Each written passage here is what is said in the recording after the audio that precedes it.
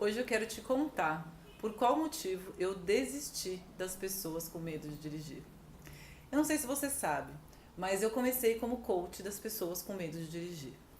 E o que eu descobri nesse caminho, enquanto eu atendia essas pessoas, é que as pessoas com medo de dirigir, elas não tinham medo de dirigir. Tá confuso, né? Bom, é sobre isso que eu quero falar com você hoje. Às vezes, o que você fala pra você não é a verdade. Meu nome é Yandra Furquim, eu sou coach de desenvolvimento pessoal, eu sou coach de vida, porque eu acredito que a vida tem que ser leve. E o que eu quero falar para você hoje é sobre aquilo que você conta para você mesmo.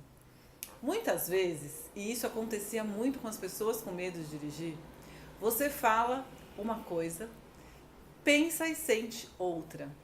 E o que acontecia com as pessoas com medo de dirigir? Elas chegavam para mim e falavam assim: eu tenho medo de dirigir. E quando eu começava a conversar com elas, eu entendi que na verdade elas não tinham medo de dirigir. Elas só contavam essa história para elas. Por quê?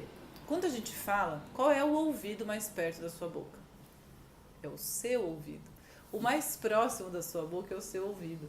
Então você começa a contar essa história para você mesmo. E é exatamente isso que acontece com essas pessoas. Quando a gente tem medo de algo, é uma defesa. Você se defende daquilo que você não quer fazer.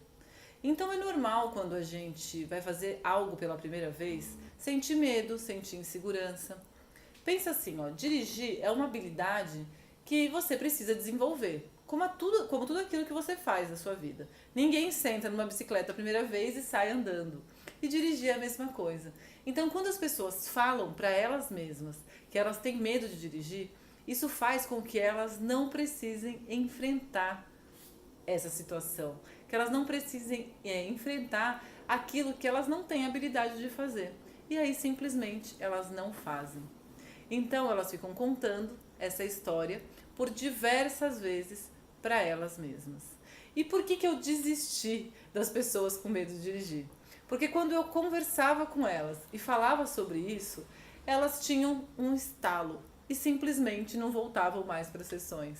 E aí eu me especializei em desenvolvimento pessoal, que realmente é o que eu gosto de fazer. Eu sempre digo que eu escolhi um caminho, que eram as pessoas com medo de dirigir, e um caminho me escolheu, que foi o do desenvolvimento pessoal.